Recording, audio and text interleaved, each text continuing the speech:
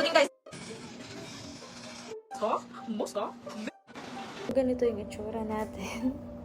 Ayan, ganito yung itsura natin pag nakaayos. Ayan. Tatanggal na tayo ng ano.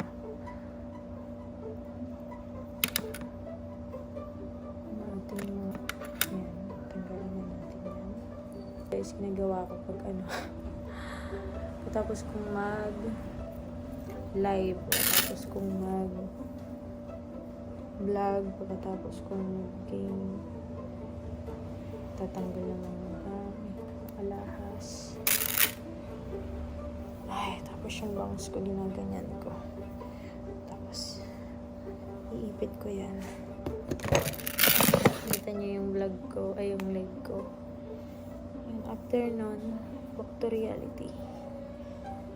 Yan, pasensya na, tali na yung buhok ko. Tapos yun, natanggal ako ng damit. Tapos dito, nilalagay ko din yung mga ano na, yung ginamit ko. Yan. Lagayan to ng ano, ng shade. Ilagyan ko ng mga ano, burluloy. Nilagay yung damit ko. So yan, tatanggalin ko yung damit.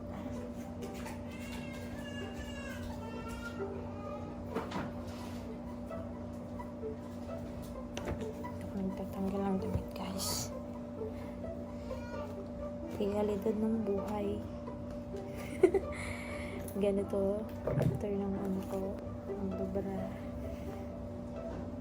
Pero tayo matutulog. Yung bubong na yun, guys. Nangungupahan lang kasi kami dito. Kaya yung bubong na yan, ano yan, tumutulog. Yan. Ayaw naman namin ayusin pa kasi. Ayos na namin. Kaso nga lang, nang inayos namin, ganun pa rin. So, hindi na namin inayos ulit. Kaya, nayan na lang namin. Kasi nangungupahan lang namin kami. Pag inayos kasi namin yan, inayos. Mga pa, gastos.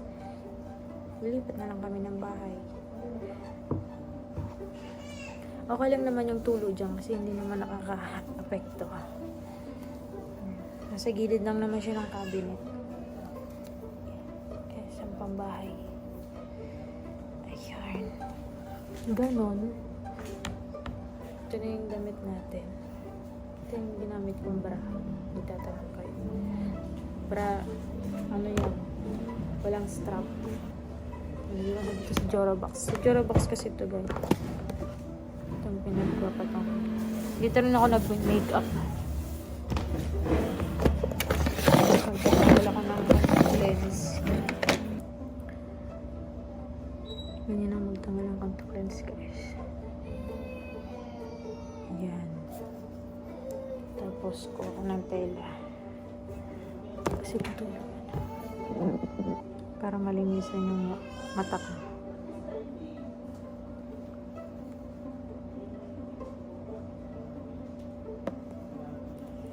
Tapos, pupunasan ko na ng wet wipes yung mukha ko. Ano ba? Ayan. Dito.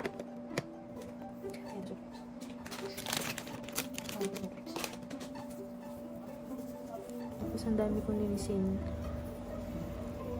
bago matulog. Waterproof yung ano to, guys. Kahit mag-swimming, hindi matatanggal itong mga nasa mukha ko.